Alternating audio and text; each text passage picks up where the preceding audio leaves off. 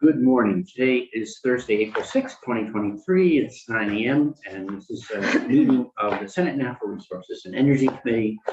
And this morning we are doing a bill introduction for H158, an act relating to the beverage container redemption system, otherwise known as the bottle bill. Good morning, Representative Sheldon, Chair Sheldon. Thank you for coming down to visit again and to help us get just before we do a formal walkthrough line by line with Mr. O'Grady, if you could tee up the bill and sort of set us in motion. Absolutely. Thank you for having me. For the record, Representative Sheldon, and I'm here to talk about H158, the bottle bill. It is, for many of you, familiar territory. It's last biennium, the House passed a bottle bill, which included a lot of updates to the actual materials that would have been covered.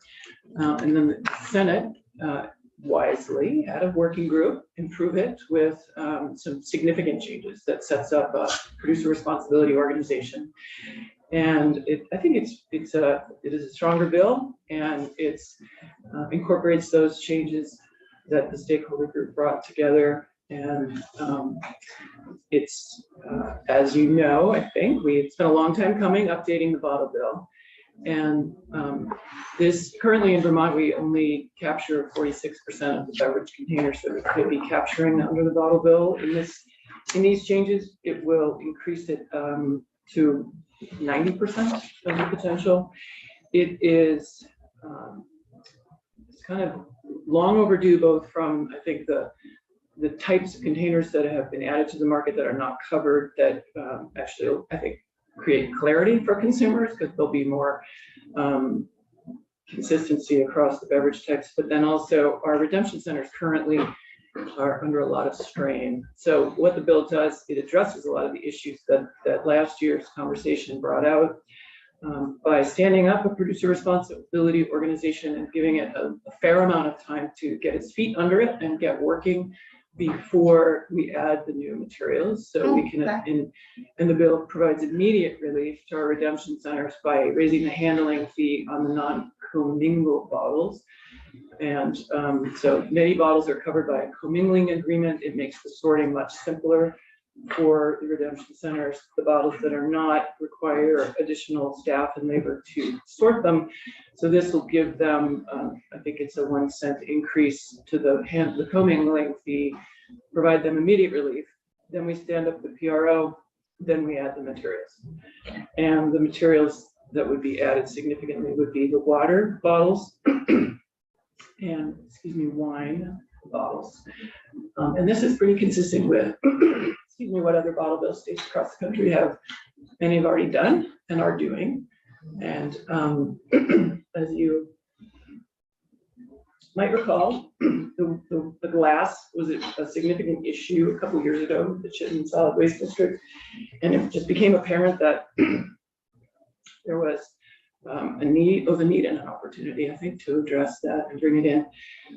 Just a primer for those of you who might be new to it, reminder to those of you who are familiar with it, the bottle bill glass is highly desirable to the manufacturers because it's cleaner and more immediately able to be put right back into a new bottle. So it's an important raw material, actually, I guess, or material in their processing, especially as states are moving towards requiring percentages of recycled material in the bottles. The new bottles that are coming out, states are starting to say, hey, you need to put a certain amount of recycled material in those bottles. This is the material that they need in order to meet those requirements. So we'll be doing our part. I think it's also really important to know that over 80% of Vermonters really that support the changes to the bottle bill. So it's a popular program and folks would like to see it updated. I'm sorry. Senator McCormick, use your hand signals. Give me a clue. I'll use my inside voice. Cleaner than what? You said it's cleaner. Cleaner than the things that go into the single stream and then need to be sorted back out again. So there's, pre-sorted by the consumer and the redemption centers.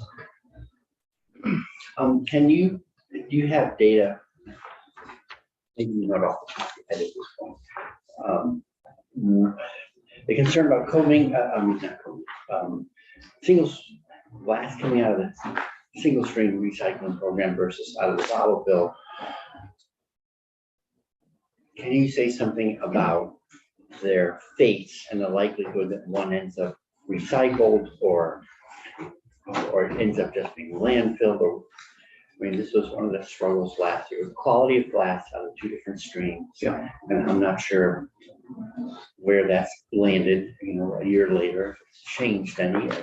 The market, the value of glass in the market was debated back and forth. Was it just a liability or did it actually have value? Can you say something about how you sorted out glass, what you concluded, and how you landed on glass? We landed on glass because it can be very expensive for our solid waste management districts to dispose of, to get rid of, which was evidenced by the Chittenden County dumping / stockpiling / not reusing it for a number of years in a row. We know, we took testimony, I mean, that's the material that like folks need, to quickly make it back into a glass bottle. So it's actually recycled and not downcycled into an end product that would not be reusable. And there's a lot of data on the environmental benefits to keeping it in that clean reuse stream and the other thing is, I mean, you'll get into this when you hear testimony, but just the speed with which like an aluminum can go from your redemption center back into a new clean can. It's like 60 days. I mean, wow. It's really amazing. So, and you save on the actual, aluminum, the natural materials, but then you also save on energy. And if we're going to use single-use items the way that we seem inclined to do, this is a much better way to reuse those materials. Sure. Another glass question. Is there anyone around making new bottles? I mean, it seems there's opportunities to place it someplace for a period of time were diminishing. And the question was like, well, do we have anyone nearby who actually wants the high quality glass, and where are they? It's so far away that the cost is so heavy that the cost of getting it there becomes prohibitive, stuff like that. Yeah. I believe the nearest is in Montreal. I'm not sure. To make actually manufacturing closest to us. And I know that Casella sends to North Carolina, and I don't know how that material is used. Yeah. In terms of container types that were added, was there anything you considered adding and then concluded that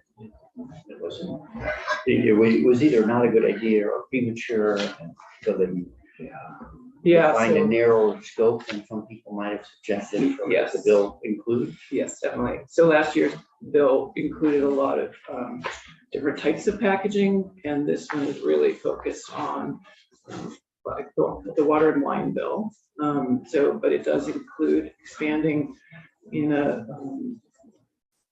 it focuses on expanding the definition to be based around aluminum, metal, plastic, and glass, as opposed to all the different types of beverage containers that are out there in the market that we didn't necessarily know if we had a market for or what they were doing. And so this is much more straightforward and would plug into existing recycling streams that we know already have a market.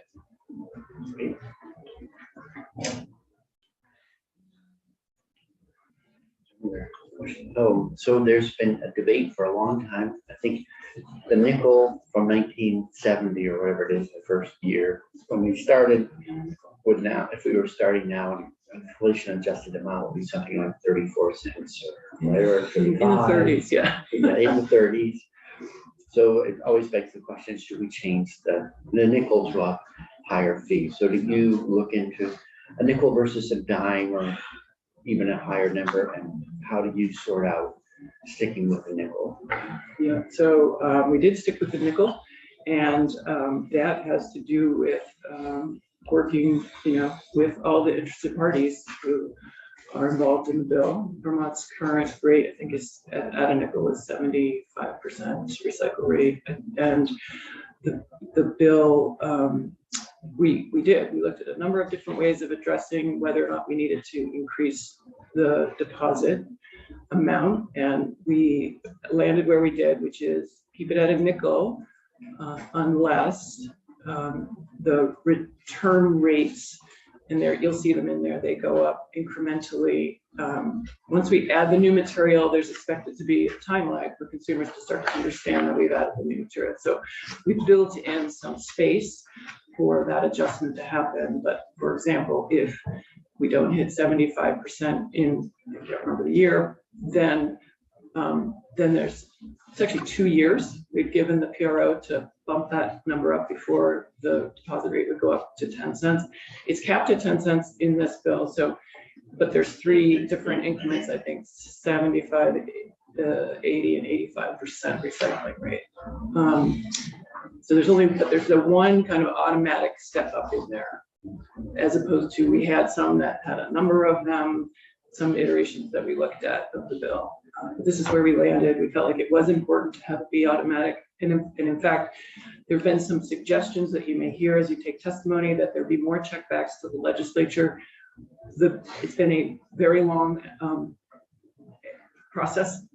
You know, some people will say 20 years at least in trying to update our bottle bill. It is our committee's pretty strong feeling that we don't require future legislators to come back in to have to do some of the changes that we think can just happen. I mean, it's a generous 2-year space for the redemption rate to be met. It's capped at 10 cents. Coming back to the legislature to ask them then to raise the deposit, and then all of the things that would require seems to be a bit much for us. So we have landed where we did. Another thing we struggled with a little was the ease of redemption. And so how, we talked about number of miles that you'd be a population-based figure for having to have a redemption center, and then number of miles from a redemption center for people. Some people said, well, number of miles. Anyway, there was questions about how there should be a timing component, how far you live from one, or how long you drive would be to one. Can you talk a little bit about how you try to address the ease of redemption issue? Yeah, so really important part of this bill is both the manufacturer participation in the PRO and also the stewardship plan itself holds a lot of the answers to what you're talking about. The very first requirement of the stewardship plan is convenience of collection. And you'll see that as section 1532. And there are a few criteria that the plan has to address. And the plan needs to be approved by the Agency of Natural Resources, and convenience of collection is top of mind in the plan. Some of them are population-based, some of them are convenience-based, some of them are geographically based, 3 per county. I mean, there's a number of them in there, and they all need to be met. Another tricky thing was smaller stores feeling like we already don't really like redeeming bottles. It's not our business. We don't have much room in the back, Right. etc. With an increasing number of SKUs that have to be recycled, then conceivably you might need more space to put them. So what was your solution for addressing smaller businesses that are very reluctantly in the redemption business? Right, there's a 5,000 square foot retail space kind of trigger, if you will.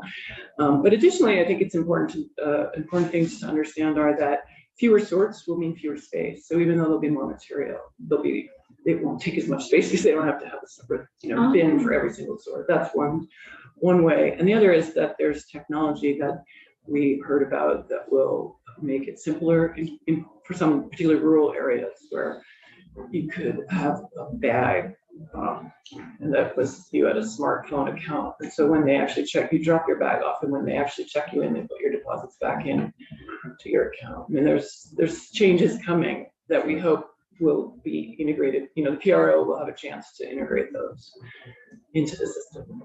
Certainly. Thank you, Chair Bray. Well, I'm very excited about this technology advancement. So now you've got me on another question, but my first question was pertaining to what I've heard from our folks who do redemption, which is please do not add milk because of the smell Hmm. and the possibility of rodents. We didn't know. And that's, I wanted to say thank you for that. I saw specifically, but the question is, I was surprised to see that you also don't have plant-based beverages in there. So I'm wondering, that's, as a co-op employee, there's a lot of plant-based beverages out there. What is that, just like the almond milks of the world? Yeah, and it's just to be, a lot of folks use those in place of milk, Yeah.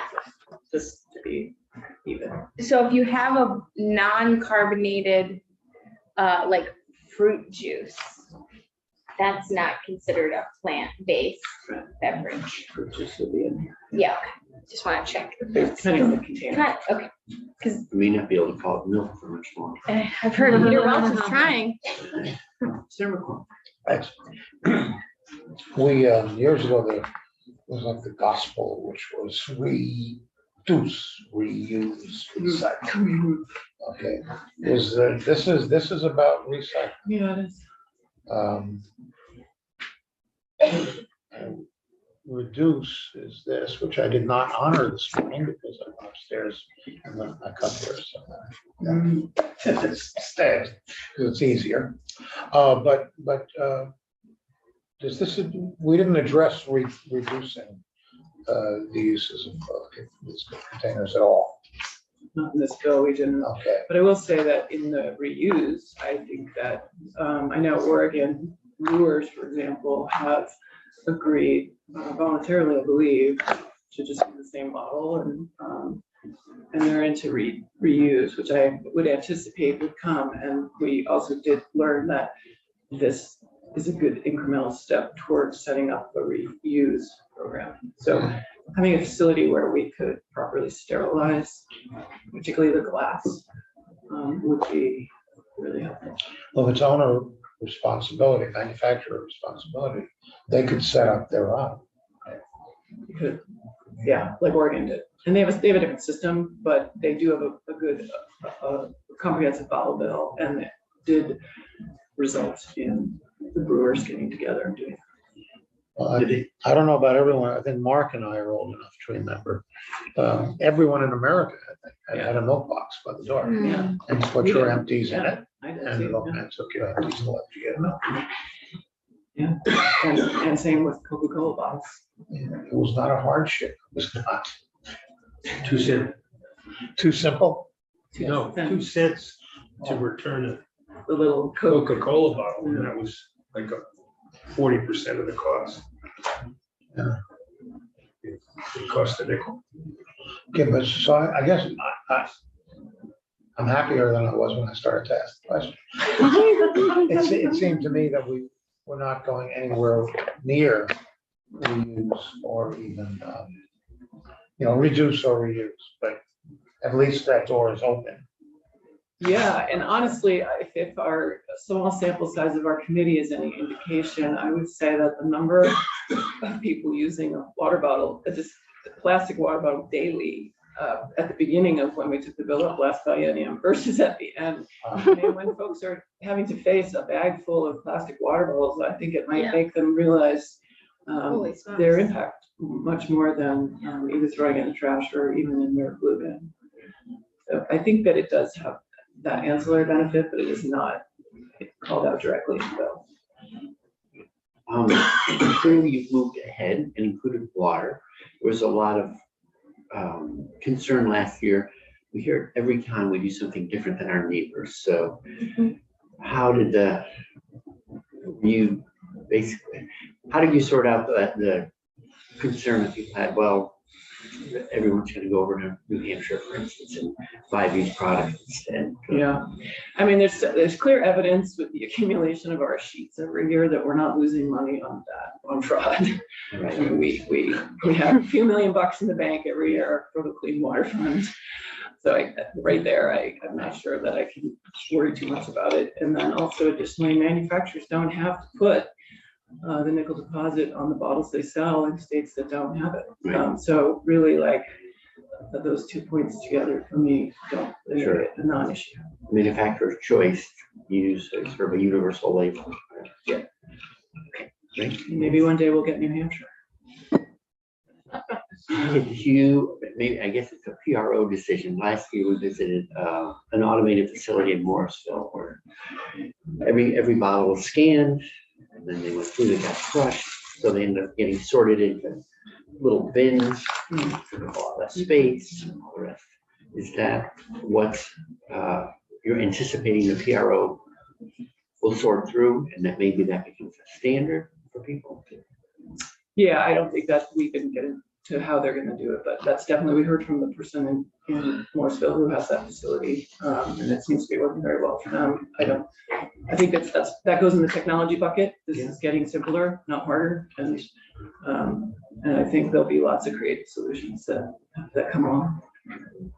Well, the nice thing about scanning is you know exactly what product. And so who's responsible for it? Other committee questions or Chair Sheldon? Sorry. Oh, no, you. Thank you, Chair. So my only question that is just a lingering one that I think you'll just be able to answer easily is, it came up on the floor when we had this bill at a previous session, a concern that the Boy Scouts and the volunteer organizations who use bottle redemption as their fundraising mechanism, that somehow this type of legislation would be making it difficult for them to fundraise using bottle collection. Did that come up, or small organizations who use bottle collection as a small time charity?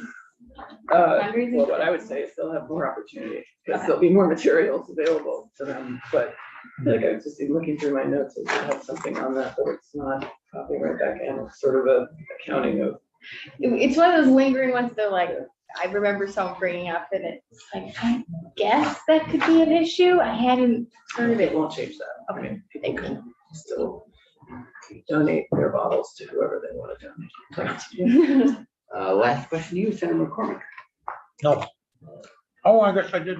Yeah, you were. I blanked on it. Yeah. Oh, no, I do remember. Who hates this bill? I think, I don't know, hate is a very strong word. I'm a little stuck on it. That's good. I hope no one hates it. What is the opposition? I think that there are some solid waste, some MRFs and solid waste, mostly the MRFs. The two MRFs have concerns about losing material that you'll hear about that may be valuable. But the other solid waste, many of the solid waste management districts support it because they do dispose of their materials differently. And so understanding that, they're just not a, it's not like a, they don't all make money on these materials, and so many of them support it. So if someone walked up to me in the street and said, well, I already have a blue bin, why don't I just chuck everything there? What's your short answer to that person? Is this Kind of where I started. why you want to move more things into the bottle? Yeah, this is exactly where I started. You know, the energy savings in the reuse is significant, and the impacts are significantly less. And they're still real, to Senator McCormick's point. We should move away from single-use items, but we still use them, and so this is a much better way of recycling. Well, since we worked on this together not that long ago, it's always heartening to me to go out and see paper straws when I don't run into plastic straws or stirrers much anymore. Although I did have the perverse experience of going someplace where the paper straws were wrapped in plastic. Yeah. Very much building that. Oh my gosh. We're doing our best. Inch by inch. Okay, well, great. Thanks so much for coming down. Thanks for having me. Thank you. With that, I think we all have copies of 158. and I'd like to ask Mr. O'Grady to take us on a line-by-line walkthrough. Good morning, Mr. O'Grady. Thanks for joining us. Morning. I'm going to share my screen. I need hosting capacity.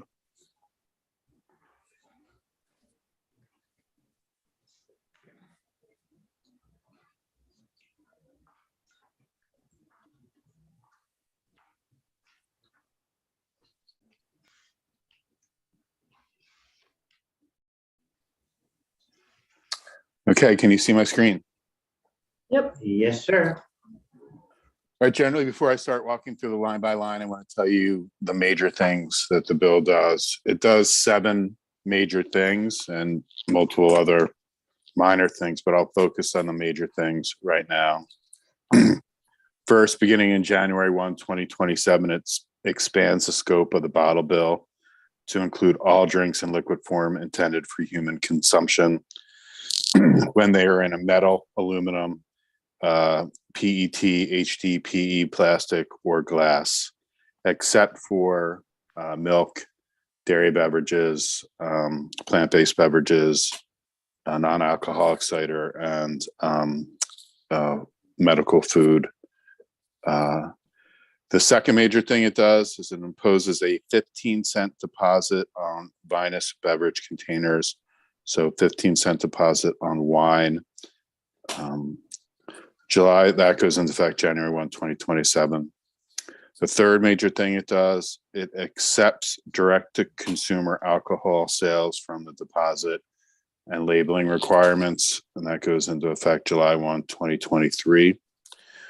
It then increases the handling fee manufacturers pay redemption centers and retailers that redeem for non-commingled containers, and it increases from 4 cents to 5 cents per container. That goes into effect July 1, 2023. The next major thing, as Representative Sheldon noted, it requires all manufacturers to participate in a producer responsibility organization to implement a stewardship plan for the collection of containers subject to the beverage redemption system. And that goes into effect March 1, 2025. The next major thing it does is it sets the redemption rate goal for 3 categories of containers: for liquor containers, for vinous beverage containers, and then the third category is all other containers. And then if the redemption rate is not met for a container category for 2 subsequent years, the bill would automatically increase the deposit for that category by 5 cents, provided that the deposit for liquor could never exceed 20 cents. The deposit for vinous beverages also could not exceed 20 cents. And the deposit for all other containers could not exceed 10 cents. And that would begin to go into effect July 1, 2026. That's when the first redemption rate goal is set. But the escalator could not go into effect until there was 2 subsequent years when a redemption rate category was not met. And then the last major thing that the bill does, it amends how the unclaimed beverage container deposits are used or deposited for state use beginning January 1, 2026. The first $3 million in abandoned container deposits go into the Clean Water Fund, and any remainder is remitted to the PRO to help subsidize the PRO's cost in administering the collection plan. Then on January 1, 2027, it's the first $4 million in clean water and the abandoned deposits that go into the Clean Water Fund, because that's the date when the bottle bill expands, the scope expands. So the theory is that there will be more abandoned container deposits. And then the remainder over 4 million still goes to the PRO to help with the cost of the plan. And then beginning July 1, 2031, there's no more deposits to the producer responsibility organization, but 50% or the first 4 million, whichever is higher, will go into the Clean Water Fund, and the remainder will go into the solid waste management account for use in solid waste management, including recycling facilities and the cost of solid waste management districts. So I'm going to stop there and see if you have any questions before I start doing a line by line. Any questions? Okay, great, thanks. Okay, so on page 1, you're in 10 VSA chapter 53. This is the chapter on the beverage container redemption system. That is its actual name. The bottle bill is just a nickname, but I'll be switching back and forth between the two names. The first major change is on line 9. It's in 10 VSA 1521 subdivision 1. It's changing the definition of beverage. It's no longer about the specific type of beverage, such as beer or malt beverage or mineral water or mixed wine drink, etc. It's now all drinks in liquid form and intended for human consumption, except for milk, dairy products, plant-based beverages, infant formula, meal replacement drinks, or non-alcoholic cider. Milk, dairy products, plant-based beverages are all important for childhood nutrition. Plant-based beverages for those children that have allergies to dairy. Infant formula and meal replacement drinks, I think, are intuitive of why they're included. They're necessary for nutrition for those two categories. Non-alcoholic cider was a policy decision made by the body last year. Then you come down to page 1, line 16, the definition of container. So Representative Sheldon noted it's now focusing on those individual separate bottle, can, or jar that's composed of glass, aluminum, or other metal, polyethylene terephthalate, which is PET, or high density polyethylene, which is HDP, or any combination of those materials. It's no longer about a carton, so you don't need the definition of biodegradable material on lines 14 and 15. It's no longer a container that is biodegradable. Then you move on in that definition of container. It does not include non-carbonated beverages with a volume greater than 2.5 liters or a carbonated beverage with a container with a volume greater than 3 liters. Moving on from there, you go to a bunch of new definitions that are necessary to distinguish some containers from a vinous beverage container. Specifically, cider and hard kombucha would technically fall under the definition of vinous beverage because they are obtained from fermentation of the natural sugar content of fruits or other agricultural products. So they're defined because in the definition of vinous beverage, they are excluded on line 17 and 18. As used in this section, vinous beverage does not mean cider, hard kombucha, or a mixed wine drink.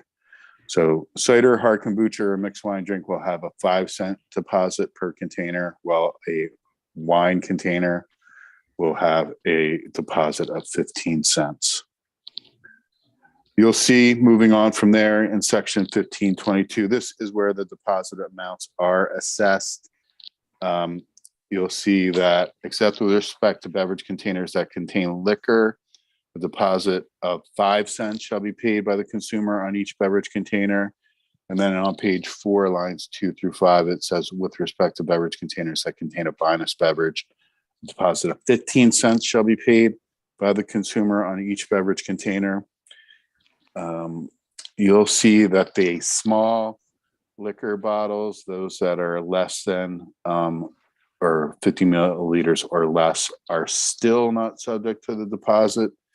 They were part of the bill last year in various forms, but they are not in this bill.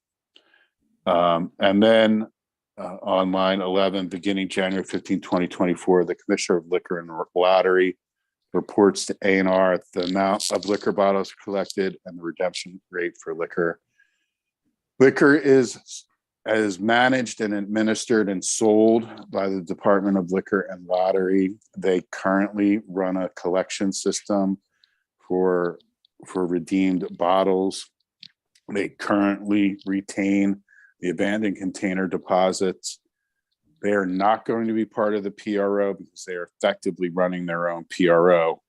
But you need to know, for purposes of things like redemption rate and the container escalator, deposit escalator, what their redemption rate is. And so DLL is going to start reporting to A&R what they've collected and their redemption rate.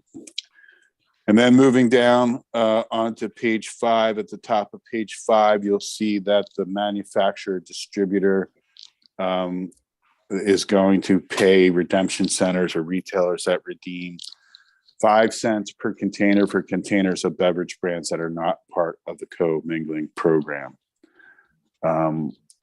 So that is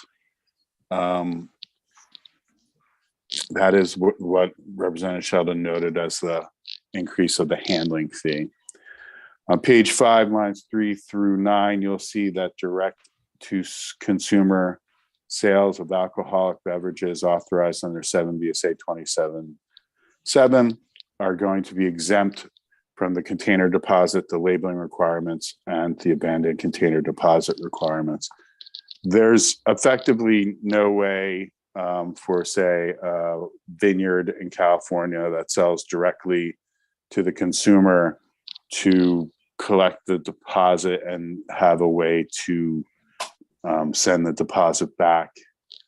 So there were advocates who asked for this, and it was granted by the Ways and Means Committee in the House. You'll see. Mr. Grady, sorry, quick question. Can you remind the committee of the current status of what's legal in terms of shipping alcoholic beverages over state lines and stuff? I mean, not over state lines, but direct to consumer sales. Is it? Sure. I'm not sure where we are. It is wine, malt beverages, and ready to drink spirit beverages if they meet that definition. Okay, thank you. You'll see on page 5, lines 10 and 11, the requirement that containers shall be redeemed during no fewer than 40 hours per week during the regular operating hours of the establishment has been struck. It's just not being complied with. It's not necessary for certain redemption centers, and that it's being struck as a result. You'll see the current rulemaking authority for the beverage container redemption system is being struck. They're still going to have rulemaking authority, but it's being moved to a general rulemaking section that's under 10 VSA 1535, which you'll see in a minute. Page 6, 1523, there were a couple of mays changed to shall. And then you will see on page 6, lines 18 to 21 and going on to page 7. This is in response to an issue that the chair raised with Representative Sheldon. A retailer may refuse to redeem beverage containers if a stewardship plan that meets the requirements of the title has been implemented by the PRO in the state and the retailer's building is less than 5,000 square feet. So a small retailer will be able to refuse to redeem containers if the PRO has a collection plan that's up, approved, and running. So your small retailer doesn't have to stack hundreds of bottles of wine containers in their back room or et cetera. Page 7, line 3 through 6, that's really just a conforming amendment to note that there are going to be retailers that are exempt. So a retailer that is not exempt, a person operating a redemption center or at any other point of redemption, may only refuse to redeem beverages that are not clean or broken, and shall not redeem beverage containers that are not labeled in accordance with the title. Then you come to the labeling requirements. These are pretty similar to. Sorry, a quick question. So on retailers that aren't exempt, are they able to reject a brand that does have a deposit on it, but they don't sell that at their store? No, that's on page 6 and 1523A. A person shall not refuse from any person any beverage containers of the kind, size, and brand sold by the retailer. Thank you. On page 7, Is that how it is now? yes.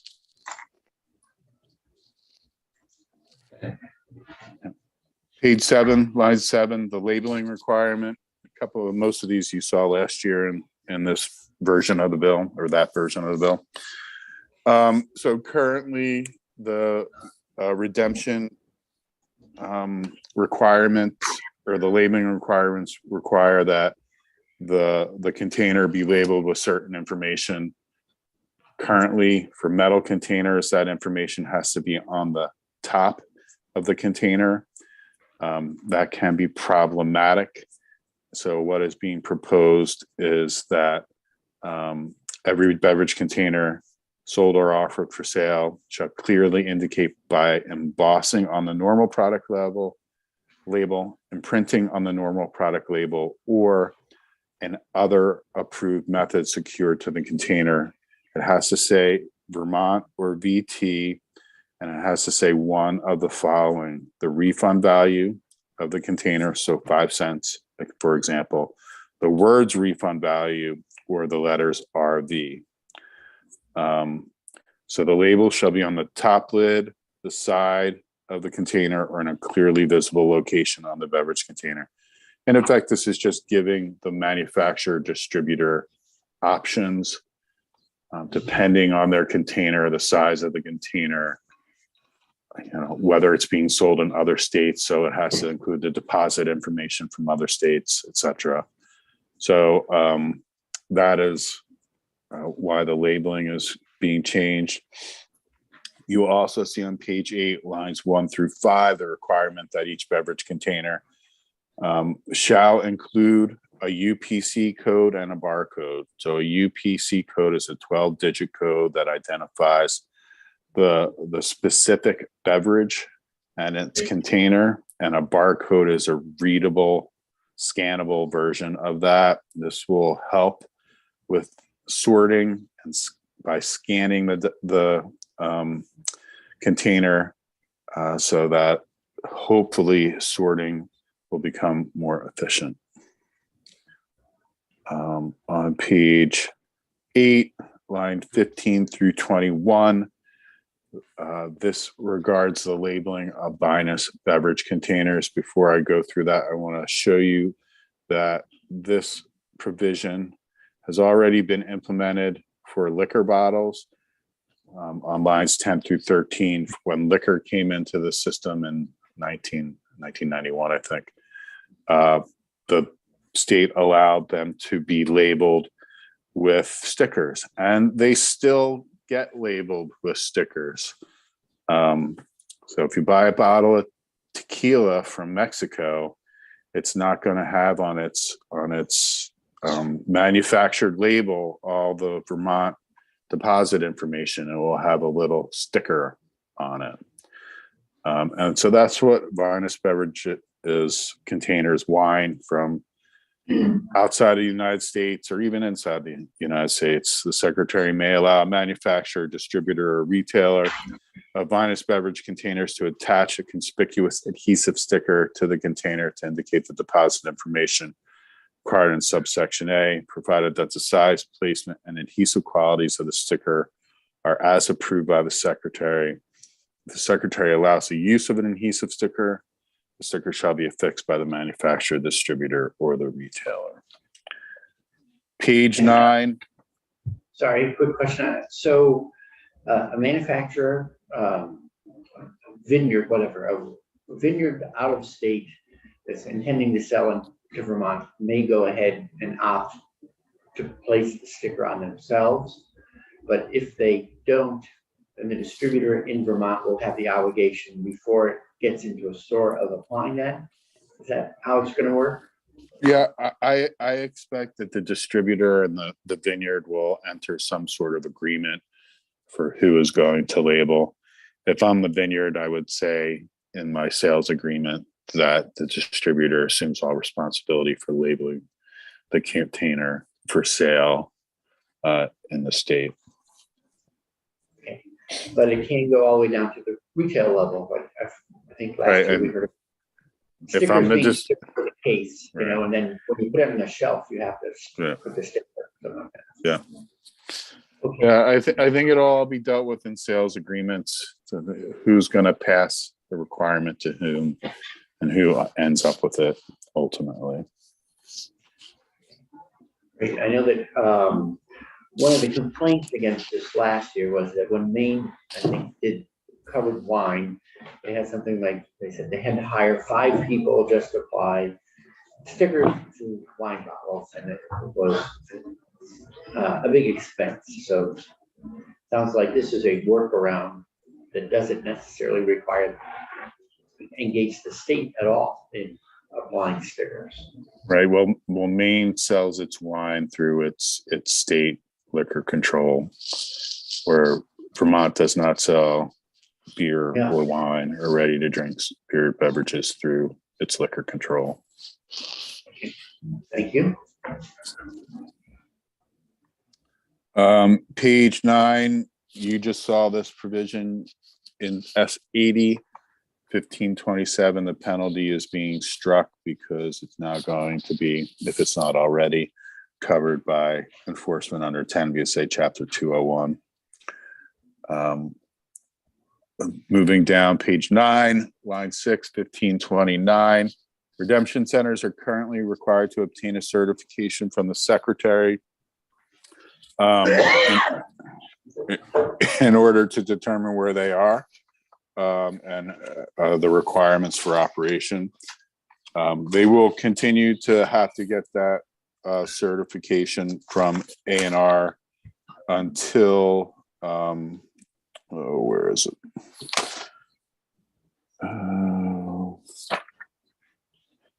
Until March 1, 2025. At that point, the PRO assumes the responsibility for registration of redemption centers because they will be part of the PRO's plan. And then you get to the PRO requirements in section 1531.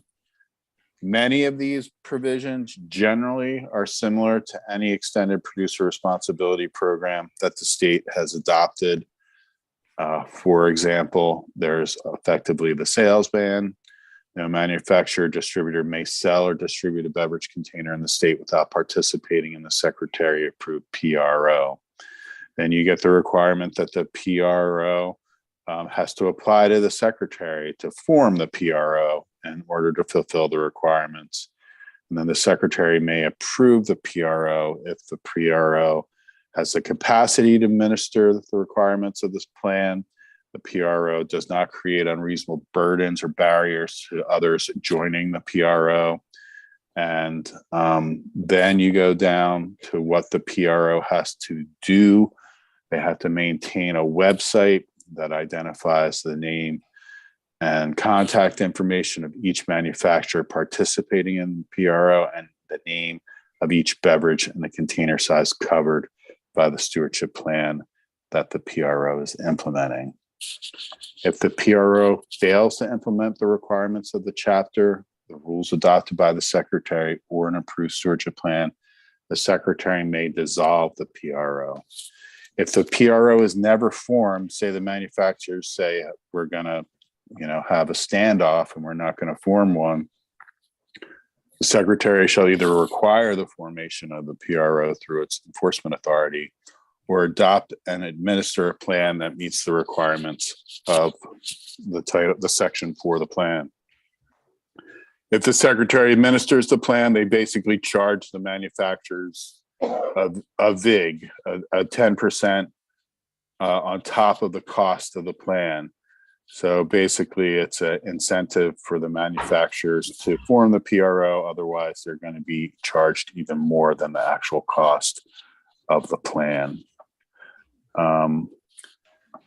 Then there's a bill back provision. Many EPR programs have a fee that each manufacturer or each PRO has to pay to the state for the cost of the agency's oversight and administration of the chapter.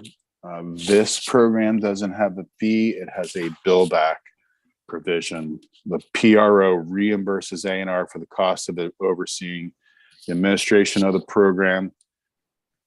And this was added by Ways and Means and with approval by appropriations. They wanted some more detail on how this was going to work. A&R annually provides an estimate of the cost of overseeing and administering the program to the PRO. It will include staff costs, compliance, and oversight of the system. The PRO has 30 days to basically comment or appeal, because they would have the ability to appeal under 10 VSA Chapter 205. And then there's only reimbursement by the PRO of A&R's cost if those costs are included in the state budgeting process and the PRO and it's approved as part of the agency's budget. So basically, there's only bill back if the agency provides an estimate, the PRO doesn't appeal it, and then it's part of the agency's approved budget submitted by the governor and approved by the General Assembly. To whom are appeals made? So under 10 VSA Chapter 205, it's acts or decisions of the secretary, and they are appealed to the Environmental Division. Thank you. Senator White. Thank you, Chair Bray. I'm just a bit confused by this section. Why do we need to specify the budgeting process within there? You don't need to. It's not a legal necessity. It was proposed by A&R as a way to effectively formalize the costs that would be billed back. Okay, yes, because I would have been surprised if there was, I just wanted to understand if there was another way of doing this that was discussed in committee. Was there other language around this, or was this just a way to explain what would be happening in statute? As originally introduced, the bill back was basically, I think it was only one sentence long, that said that the PRO shall reimburse the agency for the cost of administering the program. Okay. And the House wanted more. The House wanted more detail on that. Okay. Okay, thank you. You'll see manufacturers and distributors of liquor are exempt from the requirements of the PRO because the state is going to be and is already implementing a program for liquor. Then you get to the stewardship plan requirements, the minimums that all of that the stewardship plan needs to meet. As Representative Sheldon noted, convenience of collection is the first component. It has to ensure consumers have convenient opportunities to redeem. It has to take reasonable efforts to site points of redemption equitably all across the state to allow for convenient and reasonable access. It has to document how redemption services will be available to consumers as follows. There's at least 3 points of redemption per county that provide an immediate return of a deposit to a consumer, unless there's a waiver by A&R. At least 1 point of redemption per municipality with a population of 7,000 or more. And the plan has to address how sites of redemption are or will be sited in areas with high population density or located in centers, any of the designated centers. So there is no mileage provision. There's no 15 minutes of driving. As you might imagine, everyone or many legislators basically said that they live further than 15 minutes or more than 30 miles or et cetera from their nearest redemption center, and they didn't think that type of requirement was achievable. Okay, high population density, can you tell us how that's defined? It is not defined. It's going to be up to the agency in their review of the plan by the PRO. Okay, and for a member of 24 VSA 76A, are these the designated areas? Yep. So all the designated areas are in that chapter. Thank you. The plan also has to address fair operation and compensation to redemption centers. They have to describe how all locations that redeem beverage containers are fairly compensated for their participation in the collection program. So it will have to address, their handling fee that's going to be paid and any other cost that may be negotiated between the redemption center and the PRO.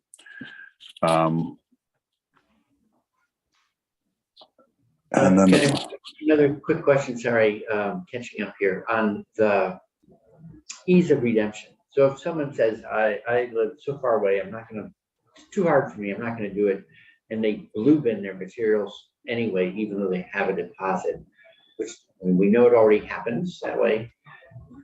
Does the bill address that at all? Or is that basically just unredeemed materials that end up going into the single stream? it's unredeemed materials that wind up going into the single stream.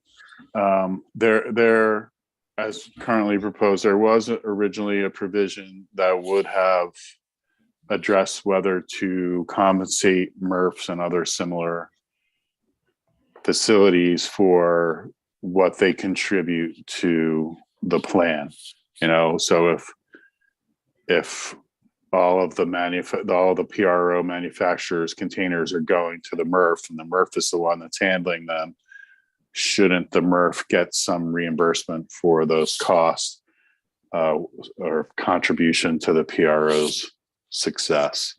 But that was pulled out, and it's to be addressed later on in a report back on how to look at those issues. Okay, right. I suppose the MRF could also redeem them. Right, or the MRF could sell the materials on a commodities market if that's the best way for them to make money. Sure. Okay. Well, Mr. Chair, that's the So- argument for why they don't like it, right? Is because the concern is that a lot of those value-added the more valuable materials, they're not going to be able to get the money, or my understanding is the same stuff that we have a good deposit on, and the quality materials are now going to be under the same umbrella. So that means they're worried they're getting less out of that stream. So if I'm understanding this section correctly, we're still giving them the ability where they could get the redeemable amount for it, which hopefully would ease some of that loss of revenue, I'm assuming. Well, Is that- this Is that a way to frame that up, or is that inaccurate? you're kind of What is wrong? you're kind of halfway there and halfway not. Okay, yes, please correct me. You're correct that with the deposit on increased scope of containers, water bottles, iced tea, vinous beverages, hard cider, hard kombucha, that those materials, many of those materials will likely not go into the blue bin, not go to the MRF. They will be taken to the redemption center and managed through the PRO. So the MRF, they are estimating that they may lose some significant revenue from the loss of those containers. I didn't hear this testimony, but apparently one of the MRFs said that they will actually kind of balance out, because if glass is taken out of their MRF, and put in through the PRO that cost of glass management will offset the loss of the other commodities. That's up for you to take the testimony from the relevant MRFs on that issue and conclude what you may. This section is not about the MRFs, though. This is where you're kind of halfway not there. This is about the Redemption Center and how the Redemption Center is going to be compensated for participating in the PRO, what it's going to get potentially above and beyond the handling fee. Now, can a redemption center be a MRF, or can a MRF be a redemption center? It's the I think latter. there's possibility for that. There are, and Matt Chapman's in the room. I know there are a couple of solid waste management districts that We have do that in Hartford. They also do, redemption, but I don't think they do anymore. but I don't think the MRF does redemption. But that's something that solid waste management division can answer. Sure, we'll have Mr. Chapman's up on the agenda for today, so thanks. Okay, moving on. Yes, please. On page 14, line 8 through 10, the plan has to describe the education efforts it will undertake to increase the number of containers redeemed in the state. It has to have a process for consultation with stakeholders on the development of the plan, and which shall not be less than annually. And then that's really all the plan needs to do. It's not as detailed of a plan as some of the other EPR programs that you have seen, largely because there's already a system that can be worked with. Sure. The term stakeholders in line 12, is that these manufacturers that are going to be required to comply with the law, or does this include MRFs as well as consumer groups or consumers themselves, retailers? I don't know, I'm trying to figure out who all the stakeholders are. So the PRO is the manufacturers and distributors. So they're not stakeholders. They're the ones that are actually developing the plan. Okay, And then the agency, redemption centers, municipal and private recycling organizations, which would include solid waste management districts and the MRFs and solid waste haulers. And then there's an umbrella of other stakeholders. okay, thank you. The PRO reports, not less than annually. They have to give all the redemption centers that are participating in the plan, the amount and containers and tons of material type that are redeemed under the plan, including for the categories of vinous beverage containers and all other beverage containers. Remember, DLL is reporting that information for liquor. They have to report the location and amount of beverage containers that was recycled, what products the material was recycled into. This was a little confusing to some people in the house. This is like literally where the material goes and what it is recycled into. They have to report that. They have to report the carbon impacts associated with the administration of the plan. They have to report the costs associated with the administration of the plan, including collection, management, and transportation. They have to describe any improvements in the year to increase ease and convenience for redemption. And they have to describe efforts taken to reduce environmental impacts and to increase reusability or recyclability at the end of the life cycle. And they have to report efforts taken to improve environmental outcomes of the program by improving operational efficiency. And then they have to describe and provide copies of educational materials and educational strategies that they're using for purposes of the program. And then they have to provide any additional information that A&R requires. Then you go to the audit requirements. Every 5 years, the program has to be audited for its efficiency, its ability to work. by an independent third-party auditor. And then every year it has to be audited for, have a fiscal audit looking at the cost of the program and whether it's cost effective.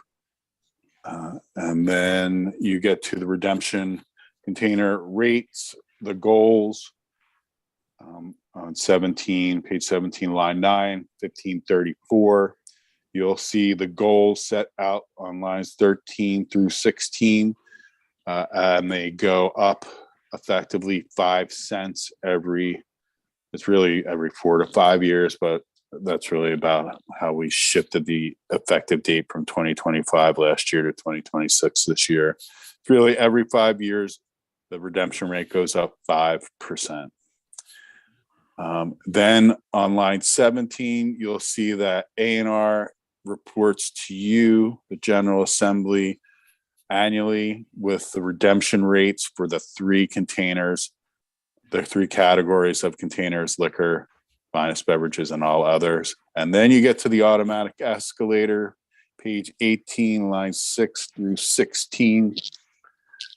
Beginning January 1, 2028, if A&R determines that the redemption rate goal is not met for one or more of the beverage containers categories for 2 consecutive years, the deposit for the category increases by 5 cents, provided the maximum for any beverage container shall not exceed 20 cents for vinous and liquor and shall not exceed 10 for every other container. And with 1 year following the Secretary's determination, manufacturers and distributors shall comply with the labeling requirements before assessing the relevant deposit established under the subsection. I will note that A&R asked for the automatic escalator to be removed. They expressed some concern about being the entity that determines that the redemption rate was not met and therefore effectively triggering the escalator. I don't think this is a separation of powers issue. I think it's just a contingency that's based on fact. I think if you don't like the secretary being the one that determines whether the redemption rate goal is met or not, that there are alternatives for keeping the escalator without necessarily involving the secretary. But it may require more legislative input if the secretary is not involved. Which was one of the reasons why the language was drafted this way, to keep the legislature out of the escalation. Seems pretty okay, but maybe practical. All right, Senator White. Thank you, Chair Bray. So why did, so I see the not to exceed bit. Was there any discussion on this section on, I think prices will continue to go up, so why do we have a to not exceed here? Would we be giving ourselves, like, let's say the price, there is a bigger change or a bigger swing, and are we precluding the legislature to increasing it even further with this section if that feels like a necessary change? Yeah. No, you cannot bind future general assemblies. Future general assembly could repeal this escalator. It could change the deposit however it felt. Okay. But the concern was that it's possible that the PRO doesn't meet the redemption rate in each of those 4 tiers. And so if that's the case, then if you didn't have a cap on the deposit, it could go up to 35 cents for a liquor bottle or a wine bottle, and it could go up to 25 cents.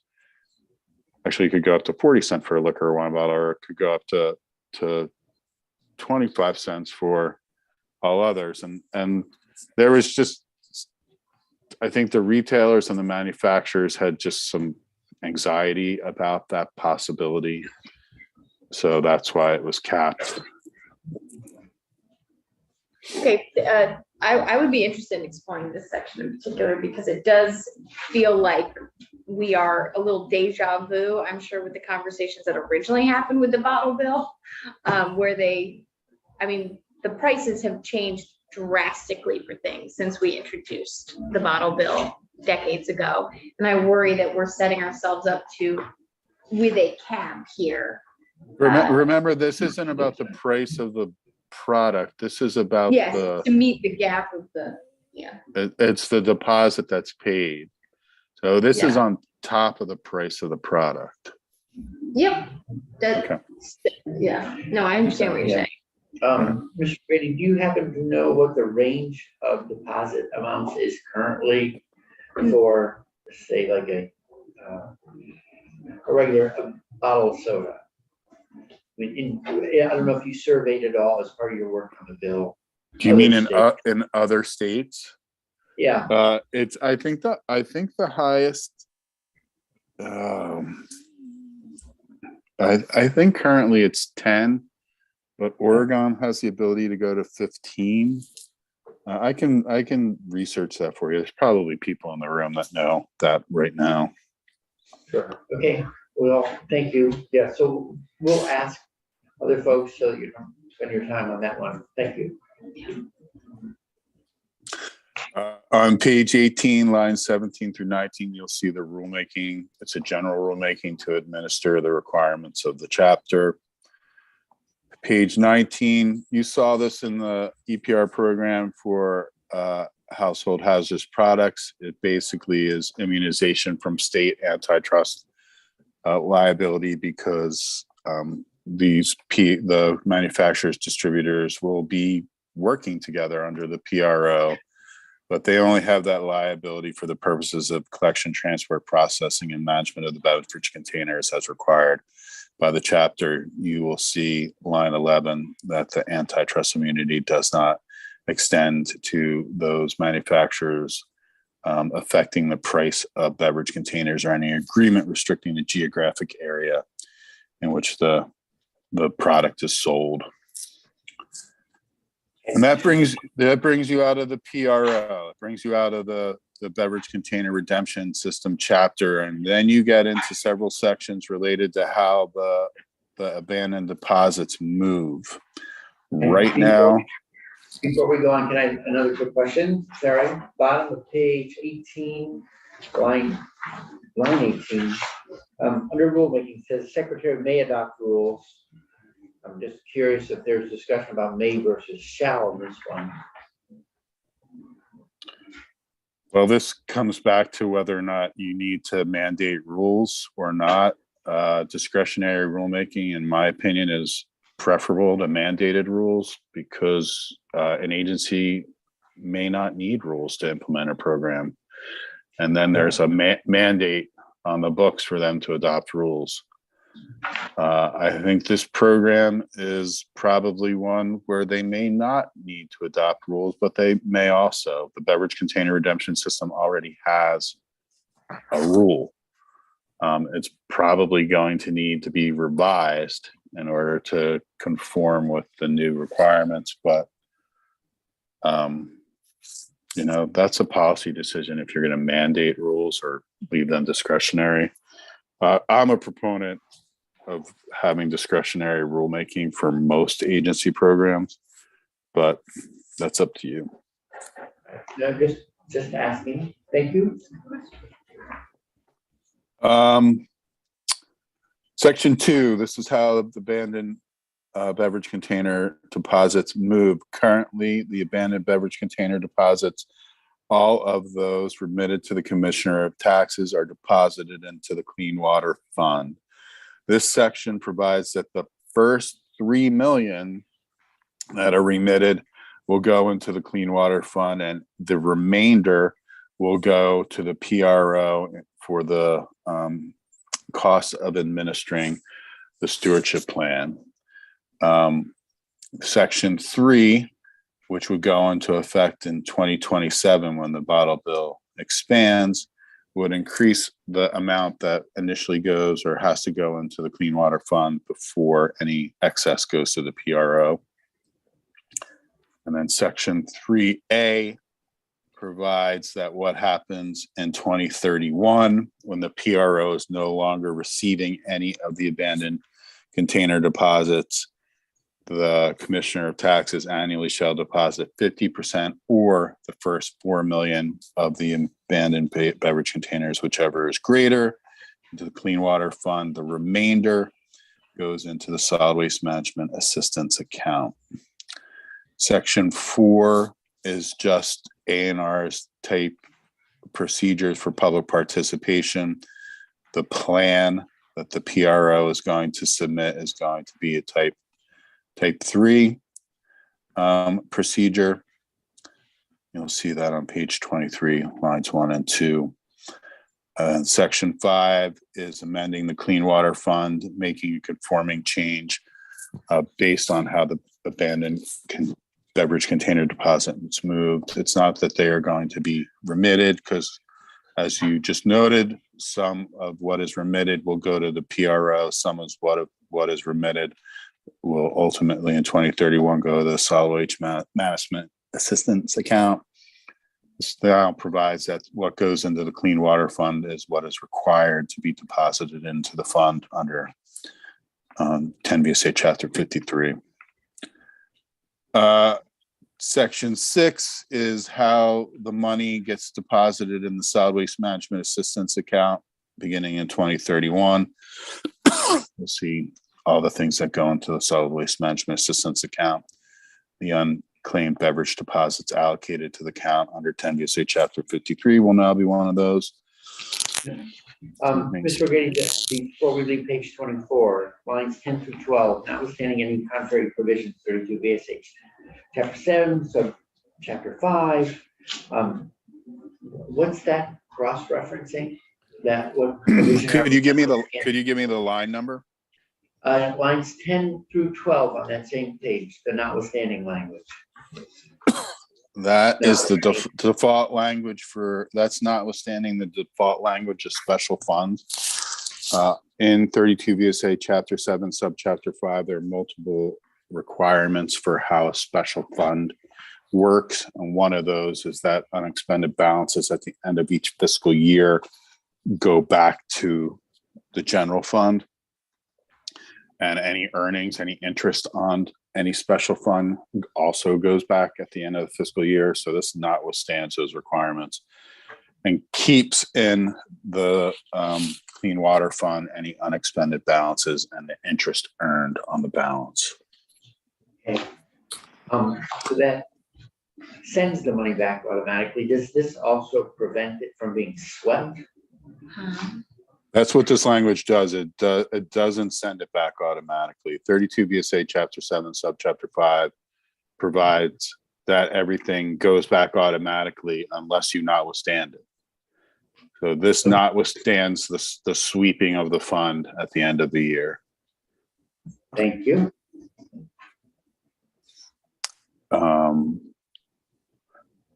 Section 7 is a systems analysis of the beverage container redemption system, a report from A&R January 15, 2025 to you with an estimate of the total system costs and savings associated with the implementation of the expanded beverage container redemption system. Remember that this report is in January 15, 2025. The expansion is in 2027. So much, if not most, if not all, of the information is going to be based on modeling for this report. They'll also estimate the impacts of expanded beverage container redemption on the recycling system. So remember, you talked about how the MRFs were going to be affected and whether the MRFs should be compensated for their participation in the PRO, what they provide as a service. This is where you're going to get an estimate of the impact on the recycling system. How it affects the MRFs, the loss to the MRFs, et cetera, and how it will affect tipping fees at the MRFs, because the MRFs, at least one MRF has said it will increase their tipping fees. Okay. You'll also get an estimate of the cost of operating a redemption center, other alternate points under the stewardship plan, and whether the handling fee should be altered or replaced with an alternative means of compensation. Remember, the plan is supposed to have a fair reimbursement and compensation component for redemption centers. So this report will inform A&R's review of that requirement. Also have an estimate of the impact on overall recycling in the state. If the PRO implementing the stewardship plan were authorized to retain 100%, 50%, or none of the deposits. So there was debate about whether the PRO should get all of the abandoned container deposits, because that will help them implement the plan and will make a stronger plan system. So this is about that argument. Then you get to an estimate of the impact on the Clean Water Fund and state implementation of the state's water quality programs and regulatory requirements.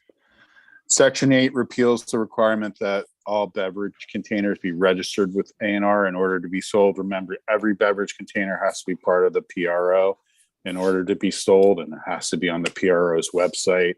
It has to basically register with the PRO.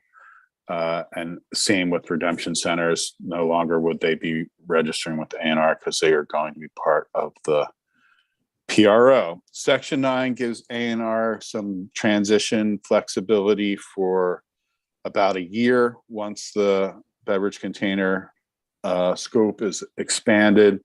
So in implementation and enforcement, A&R may allow beverage containers to be sold or redeemed that do not meet the labeling requirements. They may determine whether a beverage or container is subject to the requirements due to the nature of the beverage or composition or size of the container, and they may exercise discretion in the administration and enforcement of the requirements of the chapter. So, for example, say, I don't know, an aluminum can of water doesn't have the necessary labeling on it. But the manufacturer agrees to meet the labeling, 3 weeks after the expansion requirements. A&R has some discretion to allow that container to be sold or redeemed in the state. Another example is the ready-to-drink spirit beverages that were sold prior to last year have a 15-cent deposit on them, but now really will only have a 5-cent deposit on them. So can you not redeem the 15-cent deposit? Can, because, and A&R has already addressed that one. Matt can talk to you about how they address that. So it just gives them discretion for a year after expansion. Section 10 is a report, shall report the recycling information, but the manufacturers or distributors that are currently collecting beverage containers under the bottle bill will start reporting the recycling information to A&R in the same manner as recycled materials are reported by certified solid waste facilities. This is so that the A&R can do that systems analysis, can do a proper estimate, can start to figure out what is being redeemed totally through the system. It just kind of puts the manufacturer distributors of beverage containers on the same level as the solid waste haulers and facilities. And then section 11 is the effective dates. And I won't go through all of them. The quick question on overall, the change for expansion, for instance, January 1 of 27, the states are pretty far out. Was that because working through all the things that have to happen in order to not have it be a rushed schedule, or to make it practicable, we just needed that much time to do each piece, like create the PRO, let exactly the rules, etc. Right. So the PRO has to form 2024. There's got to be a plan by 2025. The sale prohibition for every beverage container not participating goes into effect March of 2025. And then the program expands in 2027.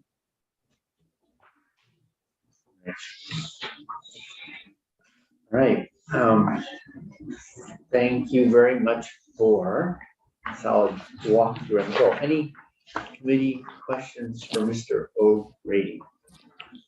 Mayor Watson? Thank you. I have a couple of questions. Okay, there's one on page 24, line 4. I am just unfamiliar with this word. Sheets. Sheets. This is a new one for me. It's money you collected. It's sheets. That you happen to have. It's not your money. It means the abandoned or unclaimed beverage container deposits. Okay. And then I'm apparently being a little bit thick about something here, which is if you could describe, like, what would you say are the main purposes of the PRO? To assume the responsibilities of all manufacturers and distributors for the sale of beverage containers subject to the deposit in the state. So everything that the manufacturer and distributor needs to do now, proper labeling of the container, registration of the container and the beverage, registration of the redemption center, pickup of the containers that are redeemed, the management of the abandoned container deposits. The PRO has to assume those liabilities and requirements of the manufacturer. Okay, thank you. That is helpful. And so the manufacturers, and I think I recall this, the manufacturers are all going to be paying into make the PRO function. That's correct. Okay. The cost of the PRO operating is going to be more than what they will receive in unredeemed or the abandoned container deposits. They are going to have to figure out how they're going to allocate costs among themselves. Okay. And I do recall some language about that if they don't participate, then they're going to have to pay more of a fee. Is that like if an individual manufacturer does, it's the whole industry? If the manufacturer distributors fail to form a PRO, A&R has the authority to form its own plan and then charge the manufacturers, distributors, all of the cost plus a 10% cost on top. But if an individual manufacturer is not complying, so they're not part of the PRO, they're prohibited from selling their container. And if they are selling their container, then they're subject to enforcement. Okay. Okay. Thank you. That is very helpful.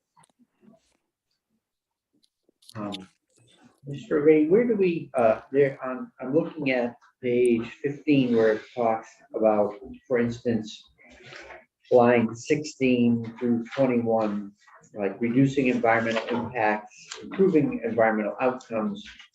Is that the primary, is that where we are really steering what the PRO is trying to accomplish on behalf of, what our policy goal, how it's expressed as a programmatic goal or requirement for them? That's the one place where we talk about the environmental gains. Well, the plan has to be tailored to achieve some environmental goal. And so that's what that is about.